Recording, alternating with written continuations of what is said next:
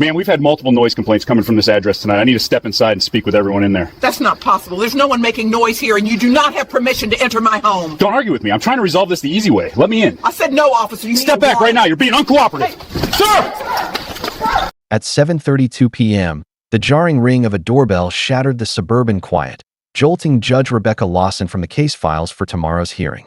She wasn't expecting visitors. Her husband was out of town on business, and her adult children lived states away. Confused, she removed her reading glasses and walked to the front door, peering through the peephole. Two police officers stood on her porch, their uniforms crisp, their badges glinting coldly under the porch light. The older one, a man in his early 40s with graying at the temples, held a clipboard. His female partner, younger with her hair in a neat bun, stood slightly behind him, scanning the surroundings with a watchful eye. Rebecca undid the deadbolt but kept the security chain engaged, opening the door just a crack. She asked what they wanted. The senior officer identified himself as Sergeant David Kane and his partner as Officer Lisa Rodriguez. He stated they were responding to a noise complaint from a neighbor and needed to speak with the homeowner. The claim was baffling. The house had been silent all evening. She'd been reading in her study with only the faint strains of classical music in the background, hardly enough to disturb anyone. She told the officers there must be a misunderstanding, emphasizing that her home had been perfectly quiet and that she was alone while her husband was away. Sergeant Kane glanced down at his clipboard and recited her address, confirming it was correct. He insisted that multiple neighbors had called to report deafening music and loud voices coming from the property. Rebecca knew this was impossible. She asked which neighbors had complained, but Kane refused to say, citing confidentiality. Something in his tone put her on high alert. With 15 years on the bench and a career as a prosecutor before that, she had honed a keen intuition for spotting anomalies, and this entire interaction felt wrong from the start. Before we get to the shocking events that followed, let us know in the comments where you're watching from today. And if you haven't already, make sure you hit that subscribe button, because this story is about to take a turn you won't want to miss. What began as a routine noise complaint would spiral into an incident that would destroy careers and blow the lid off a conspiracy of corruption reaching the highest levels of local law enforcement. Judge Rebecca Lawson was not someone to be trifled with. At 53, she had built an impeccable reputation as one of the most respected jurists in the state. She had presided over high-profile cases involving organized crime, political corruption, and civil rights violations. Judge Lawson was known for her impartiality, meticulous preparation, and zero-tolerance policy for any form of misconduct, especially from law enforcement officers who tried to bend the truth.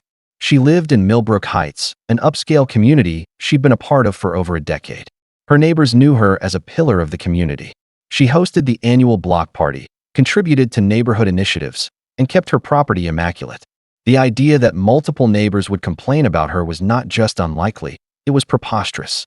That night, standing behind her door, Rebecca made a decision that would prove crucial.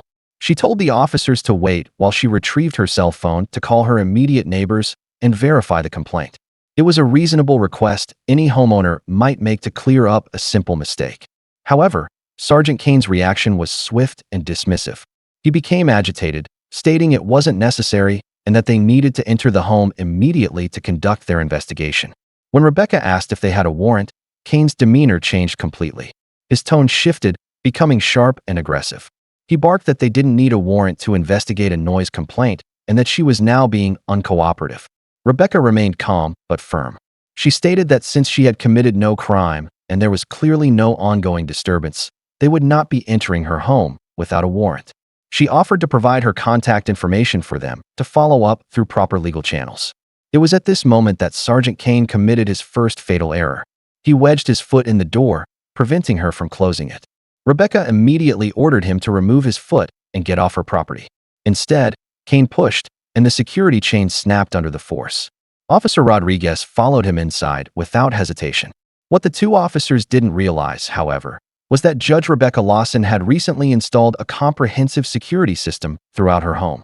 Multiple cameras, all with audio recording capabilities, covered every room and entryway.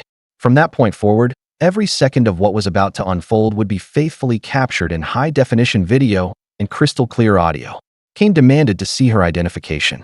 When she asked why she needed to provide ID in her own home for a noise complaint, he claimed her behavior was suspicious and they needed to verify she lived there. The true meaning behind that statement would only become clear later, but Rebecca already sensed it. She calmly walked to her purse and retrieved her driver's license, which clearly displayed her name and the address of the house they were standing in. Kane studied it for an unusually long time before handing it back. He then asked what she did for a living. Believing the question irrelevant, she answered truthfully anyway. "I'm a judge," she told him. The officer's reactions were immediate and undisguised. Kane's eyes widened. Rodriguez took an involuntary step back. He asked her to repeat herself. Rebecca stated, slowly and deliberately, that she was a circuit court judge and had been for 15 years. She again demanded to know why they were really there and asked to see a copy of the complaint. This is where the situation deteriorated dramatically. Instead of backing down, Sergeant Kane doubled down. He said he didn't believe she was a judge and demanded more proof, claiming anyone could say that, and that her behavior was still highly suspicious. Officer Rodriguez began wandering through Rebecca's living room, picking up and examining personal items without permission. Rebecca had reached her limit. In a voice that left no room for argument, she informed both officers they were trespassing and needed to leave immediately. She stated she would be filing a formal complaint with their superiors, as their conduct was completely unacceptable. Kane's response was to tell her she was being combative and that he had grounds to arrest her. He claimed she would be charged with obstructing their investigation. What happened next would become the centerpiece of multiple federal lawsuits.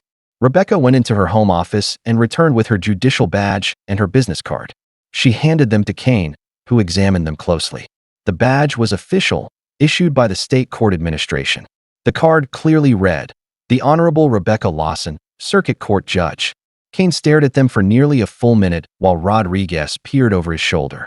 Rebecca could see the flicker of recognition in their eyes. Yet instead of apologizing and leaving, they made another catastrophic decision. Kane argued the credentials could be fake and that they'd need to verify them through official channels. Rebecca told them to feel free to call the courthouse, the sheriff's department, or the mayor's office.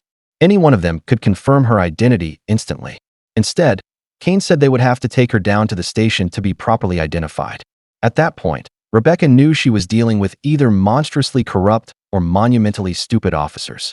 She told them she wasn't going anywhere and that their continued presence in her home was a violation of multiple laws.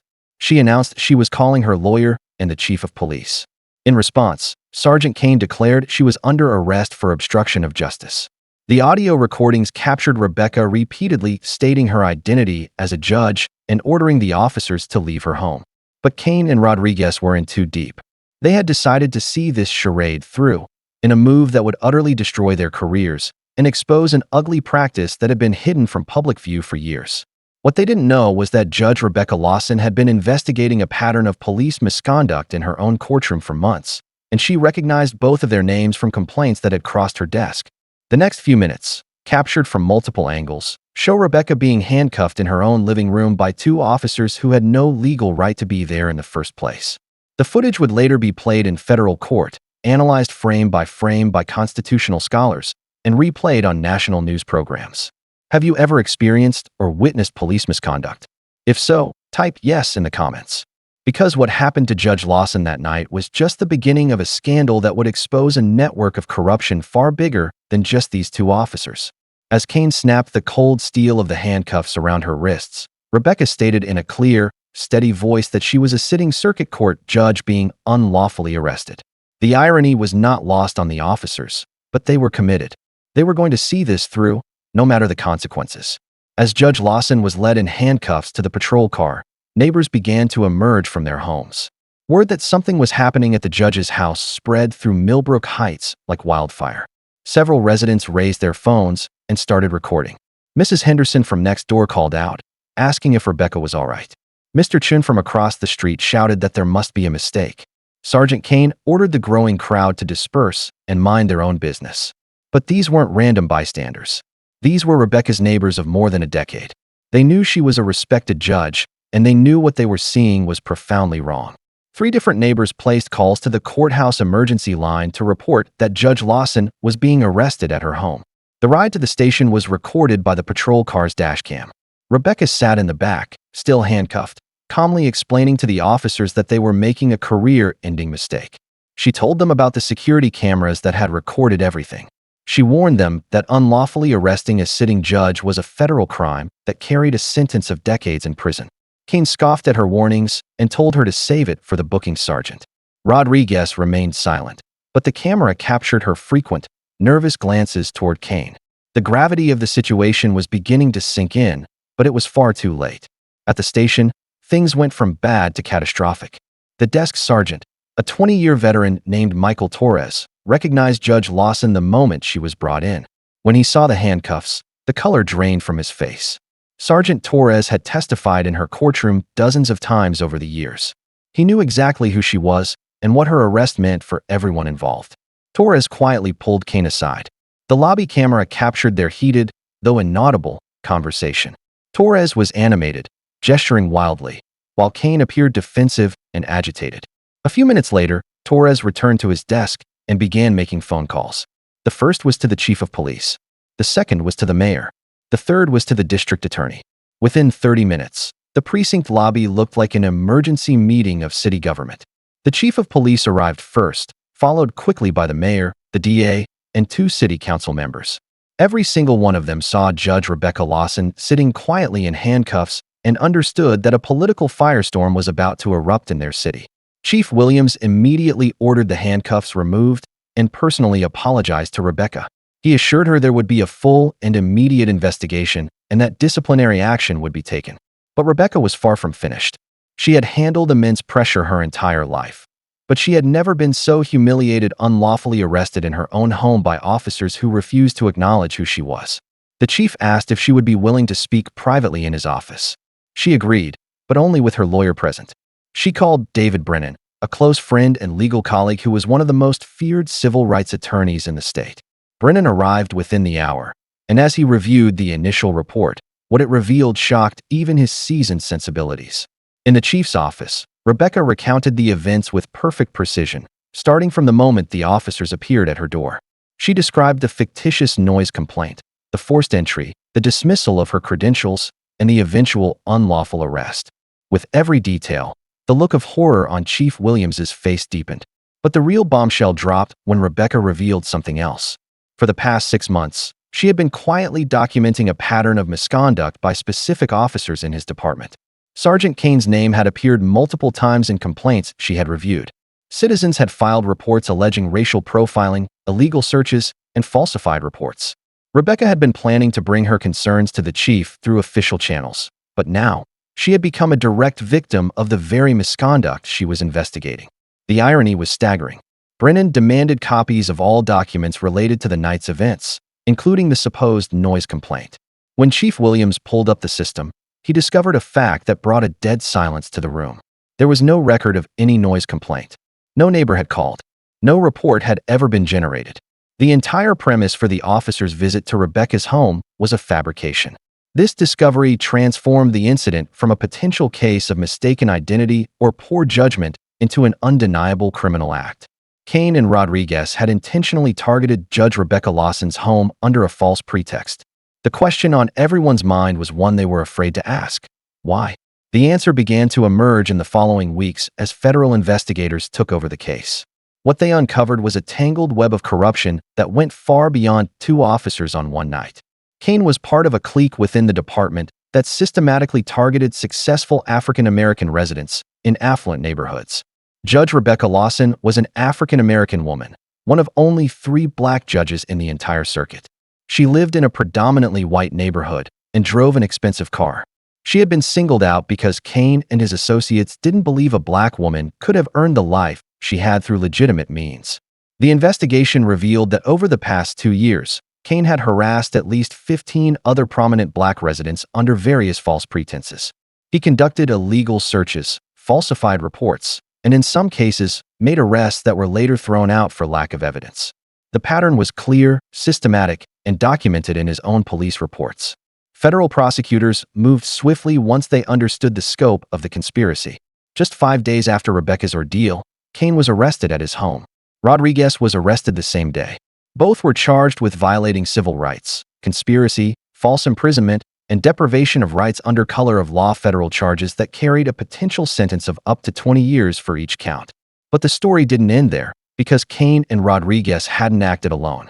The investigation widened, implicating other officers who had either participated in or covered up similar incidents. Phone records revealed a network of officers across several precincts who shared Kane's prejudices and tactics.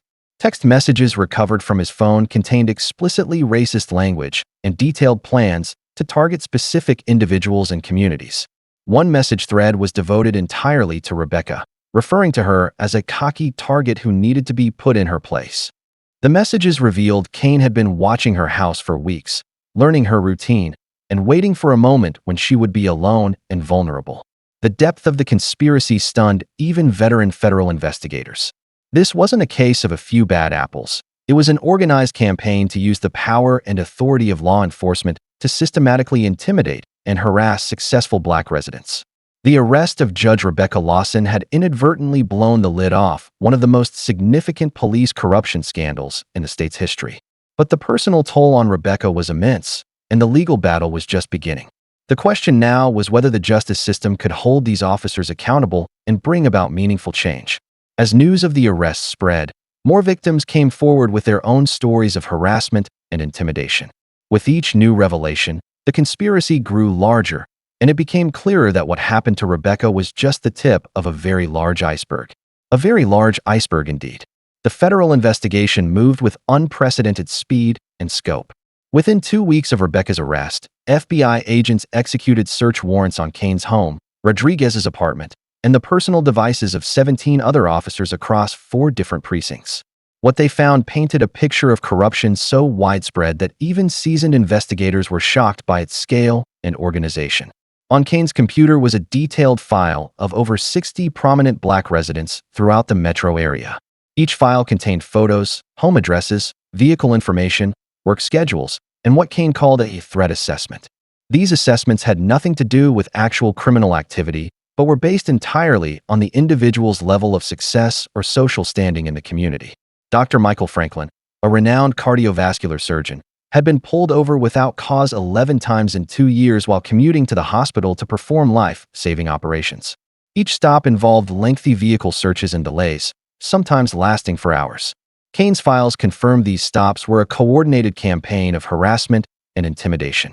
Sarah Washington, a successful real estate developer who built affordable housing in underserved communities, was subjected to bogus code enforcement inspections and fraudulent investigations into her business practices.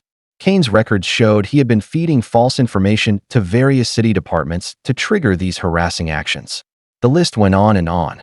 Entrepreneurs, doctors, lawyers, teachers, and community leaders had all been systematically targeted.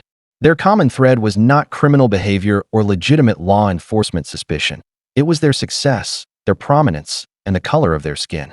Attorney David Brennan worked around the clock, simultaneously building the federal criminal case and preparing civil suits on behalf of Rebecca and a growing list of victims.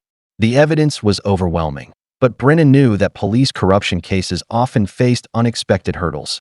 The qualified immunity that protects officers, the potential for fellow officers to tamper with evidence, and union lawyers skilled at minimizing consequences. But this case was different. The video evidence from Rebecca's home security system was airtight and damning. The officers' text messages were explicit and irrefutable, and the pattern of behavior was so extensive it could not be explained away as an isolated incident or a lapse in judgment. In a move that surprised everyone, including her own lawyer, Judge Rebecca Lawson announced she would continue to preside over her daily court docket while the federal prosecution was ongoing. Many had advised her to take a leave of absence until the storm passed, but Rebecca refused. She explained that stepping down would send the wrong message to the community and to other potential victims. It would mean the officers' intimidation tactics had worked. She would demonstrate that justice does not get derailed by corruption and that the rule of law is far more powerful than the criminal acts of any individual officer. The decision created logistical challenges. Security was heightened around the courthouse. Rebecca was given a 24/7 protection detail, and federal marshals screened every person entering her courtroom. But she was determined to show that democracy and justice function steadfastly, even when there are those who try to undermine them. Her first day back on the bench was a national media event. Reporters packed the gallery, news cameras lined the courthouse steps, and legal analysts weighed in on the unprecedented situation. A sitting judge who had been unlawfully arrested was now presiding over trials, while her own arresting officers faced federal prosecution. The symbolism was powerful and intentional. Rebecca used the platform to speak about justice, fairness, and the importance of holding everyone accountable, regardless of their position. Her words echoed far beyond the courtroom, becoming a rallying cry for police reform advocates across the country. Meanwhile, the criminal case against Kane and Rodriguez moved forward rapidly. Federal prosecutors assembled a team of 8 lawyers just to handle the complex conspiracy charges. The volume of evidence was so vast that it required multiple prosecutors to organize and present it effectively. Kane's attorney made early attempts to secure a plea deal. He argued his client was a decorated officer who had made a mistake under pressure. He claimed Kane never intended to target anyone based on race, and that the text messages had been taken out of context. The prosecution flatly rejected these overtures. The evidence clearly pointed to premeditation, organization, and a systematic campaign of racially motivated attacks. This was not a case of implicit bias or unconscious prejudice. It was a deliberate, calculated criminal enterprise that had violated the civil rights of dozens of victims. Rodriguez's situation was slightly different. Her attorney argued that she was a junior officer following the orders of a superior. Phone records showed that in private conversations with her family, she had expressed misgivings about some of Kane's practices. Her lawyer tried to portray her as a pawn caught up in Kane's scheme, not an active participant. But the prosecution had evidence showing Rodriguez had willingly participated in multiple incidents beyond Rebecca's arrest. She had conducted illegal searches, falsified reports, and helped coordinate surveillance on targets. Her junior status might be a factor in sentencing, but it did not absolve her of guilt. As more evidence emerged, the investigation expanded beyond the initial 2 officers. Detective James Mitchell had been providing Kane with confidential information on wealthy black residents through illicit database searches. Officer Robert Hayes had falsified incident reports to cover up illegal stops and searches. And Sergeant Lisa Coleman had overseen several of the targeted operations and helped coordinate the conspiracy. With each new arrest, a shockwave went through the law enforcement community. Officers who had once felt protected by the blue wall of silence now feared they would be the next one exposed. Some began cooperating with federal investigators, offering information on other crimes and cover-ups.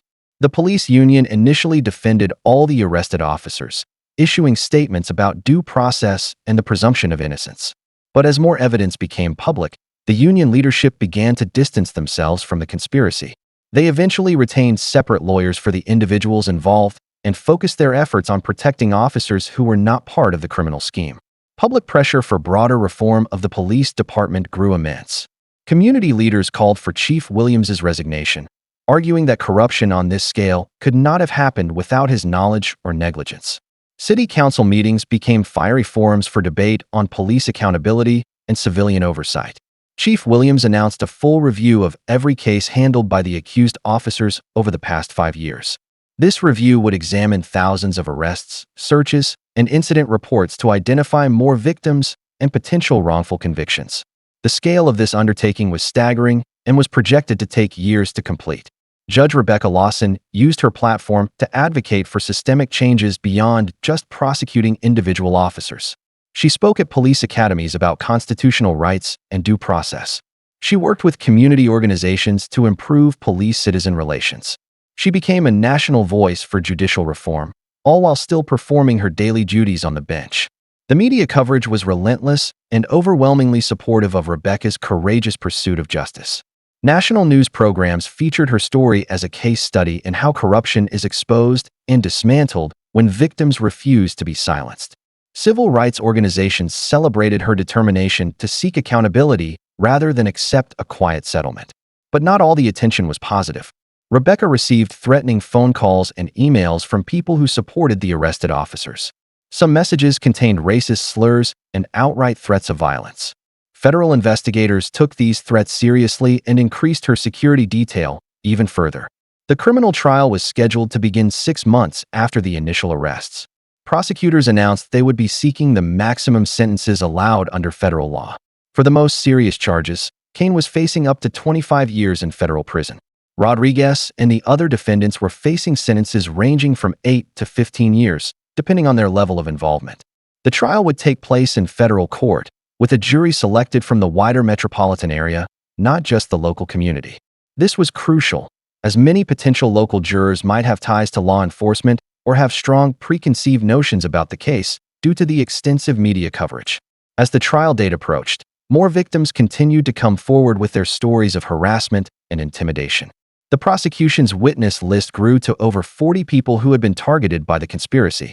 Each testimony would paint a picture of the systematic nature of these crimes and the devastating impact they had on the lives of the victims. Dr. Franklin would testify that Kane's harassing stops had caused him to miss critical surgeries. Sarah Washington would describe how the fraudulent investigations had cost her projects, millions of dollars, and business relationships. Other victims would share their stories of humiliation, fear, and the constant stress of being targeted by the very people who were supposed to protect them. The defense attorneys faced a nearly impossible task. The evidence was overwhelming, the pattern was undeniable, and the victims were credible and sympathetic. Their best hope was to argue for reduced sentences by emphasizing cooperation and taking responsibility. But Kane refused to take any responsibility for his actions. He maintained that he had been conducting legitimate law enforcement duties and that any targeting was based on suspicious behavior, not race. This stance made it impossible for his own lawyers to negotiate any meaningful plea deal. The trial was set to be a watershed moment for police accountability and civil rights enforcement. Legal experts predicted the outcome would influence how similar cases were prosecuted across the country. The stakes were enormous, not just for the defendants, but for the broader cause of justice and equality under the law. Judge Rebecca Lawson continued to do her job, knowing that her strength and resolve were being watched by countless victims, advocates, and potential future targets of police misconduct. She had become a symbol of resistance to corruption, a living testament that even the most powerful institutions can be held accountable when people refuse to bow to injustice. What had started with a fabricated noise complaint had turned into one of the most significant police corruption cases in decades. But the real test would come in the courtroom, where the evidence would be presented, the witnesses would testify, and a jury would decide if justice would truly be served. It would be. The trial began on a cold Monday morning in February. The federal courthouse was besieged by news vans, protesters, and curious citizens who had been following the case for months. Inside, the courtroom was packed to capacity with victims, family members, civil rights advocates, and law enforcement officials, all anxious to see how the unprecedented case would unfold. In her opening statement, lead prosecutor Amanda Sterling painted a horrifying picture for the jury, a picture of systemic corruption so deep it shocked even those who thought they knew the full story. She laid out how Kane and his co-conspirators operated like an organized crime ring, using their badges and authority to terrorize innocent citizens for no reason other than the color of their skin. Sterling told the jury they would see text messages where Kane referred to successful black residents as targets who needed to be put in their place. They would hear testimony from victims whose lives were upended, careers damaged, and families traumatized by the very people who had sworn an oath to serve and protect them. And most importantly, they would see the video evidence that put the entire conspiracy into motion. Kane's defense attorney, Robert Kessler, was fighting an uphill battle from the moment he stood up. He attempted to portray his client as a dedicated but flawed officer who never had criminal intent. He argued the text messages were taken out of context and that the so-called targeting was based on legitimate law enforcement concerns, not racial animus. But Kessler's arguments crumbled when Sterling played the security footage from Rebecca's home. The jury watched in silence as Kane forced his way into her home, dismissed her credentials, and arrested her even after it was clear who she was. The audio captured every word, every dismissive response, and every escalating step of the unlawful detainment. The most devastating evidence came from Kane's own phone records and computer files. The prosecution displayed his detailed target list on a large screen for the jury. Each file contained photos, personal information, and assessment notes that had nothing to do with criminal activity and everything to do with success, prominence, and race. Dr. Franklin's testimony was particularly harrowing. He described how Kane's repeated traffic stops had caused him to miss an emergency surgery, potentially endangering a patient's life. He told the jury about the humiliation of being handcuffed on the side of the road in his scrubs while on his way to save a life. His voice cracked with emotion as he described having to explain to a patient's family that their loved one's surgery had been delayed because he had been detained for driving while black. Sarah Washington's testimony revealed the financial devastation of the conspiracy. She provided evidence that the false reports Kane filed with city agencies had cost her company over $2 million in project delays and canceled contracts. She had been forced to lay off employees and abandon community development plans because of the fraudulent investigations Kane initiated. Entrepreneur Marcus Johnson testified about the psychological toll of the constant targeting. He described the anxiety he felt every morning leaving his house, never knowing if that would be the day Kane would find another pretext to harass him. He had spent thousands of dollars installing security cameras around his own property and hiring private security just to feel safe from the people who were supposed to be protecting him. With each witness, the prosecution's case became more and more unbreakable. Dorothy Evans, a teacher, described how Kane showed up at her school, claiming to be investigating drug activity, and forced her to endure questioning in front of her students and colleagues. No drugs were ever found because none existed. The entire event was designed to embarrass and intimidate her because she had spoken out about police misconduct at a city council meeting. Community leader Robert Hayes testified that Kane had tried to frame him for a crime he didn't commit.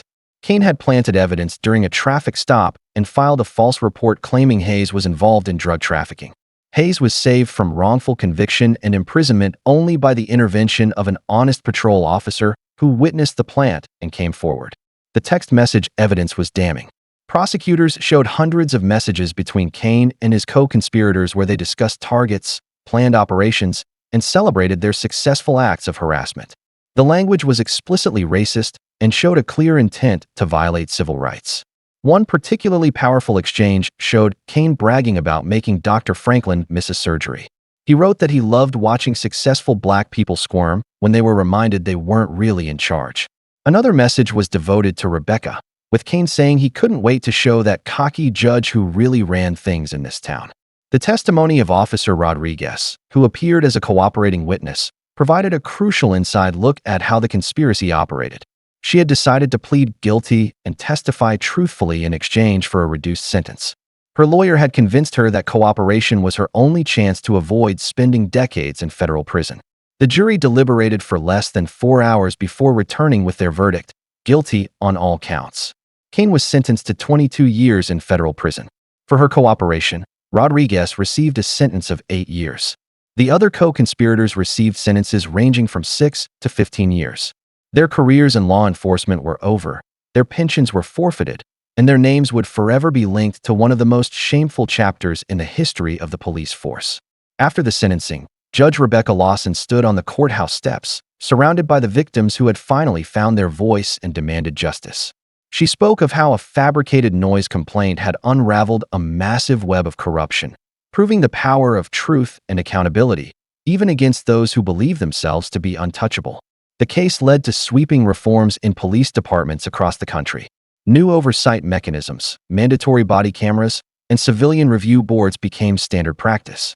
Most importantly, it sent a clear message: a badge and a uniform do not provide immunity from the law. Rebecca served on the bench for another decade before retiring to a life of writing and speaking about judicial reform. Kane served his full sentence and was released from prison a broken man with no future. Sometimes, the system works exactly as it should, delivering consequences as severe as the crimes committed. The doorbell that rang at 7:32 p.m. became a defining moment for civil rights and police accountability. Justice may not always be swift, but when it arrives, its power is absolute and devastating for those who believe themselves to be above the law.